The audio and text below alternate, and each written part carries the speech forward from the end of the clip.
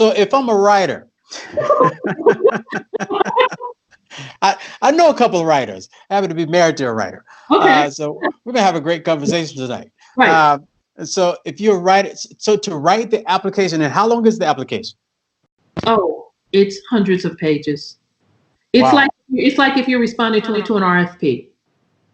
Okay. Okay. It's Very it's a interesting. an RFP response, and you can go to any of the states and find out what one of the applications looked like for a grow, for a dispensary. You can get your hands on that, and then that'll give you an idea of how voluminous your response needs to be, how onerous the process is. So if you think that you're going to just get a license and sit down one evening with a bottle of Chardonnay and fill it out and turn it in, you're not going to get a license. You're No. Let's correct that. They sit down with some Wystone tea Thank and you. write the application. Yes. Come on now. Come on, why?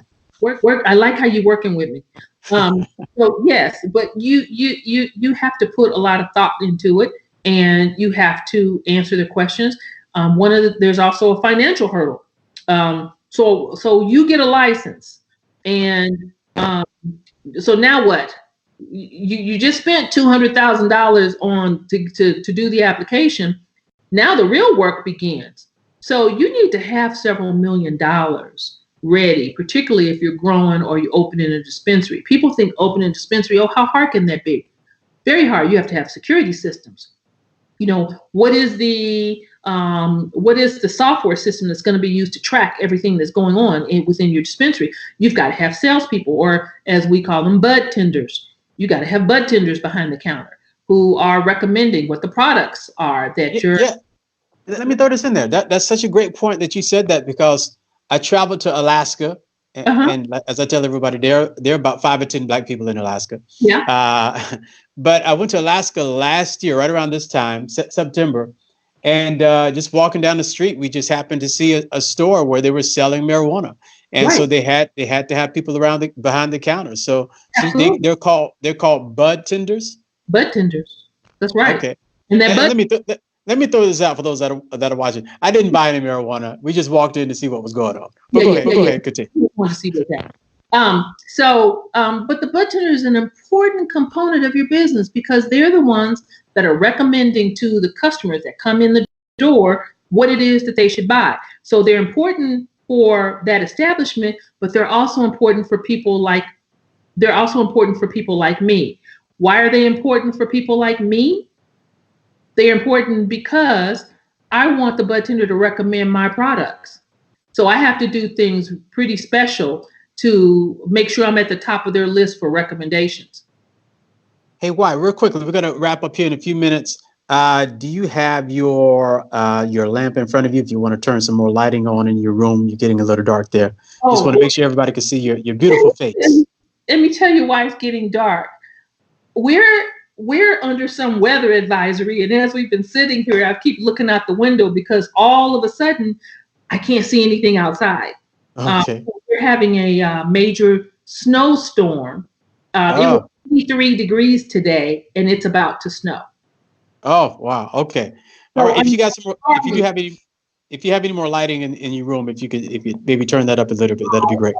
Hold on. I'm gonna bootleg this with a Apple phone and turn my light on. Don't worry. Do what you have to do. While you do that, I'm going to talk. How's that working? Don't worry. We're fine. We only have a few more minutes here.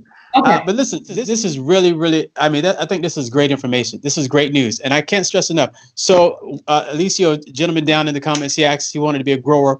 So as you said, just to be realistic, you need millions of dollars. So if you don't have the millions of dollars yourself, it's how do you find those that you could partner with? But even going back to the other point, again, you don't have to be a grower, because I think everybody thinks about, I want to get into it, I want to grow it, I want to sell it, just like, people used to do back in the day.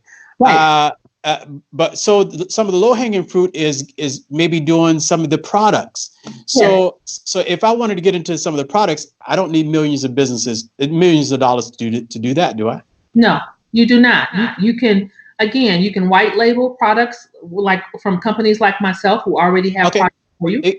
for the people that don't understand, explain white label. White label means you take a product that I've already developed. I'm holding this. This is a lotion. And instead of it saying Wise Hemp, it's going to say Brian's Hemp. It's going to say, whomever, XYZ Hemp. We literally put your label on our products, and it allows you to get into the business immediately.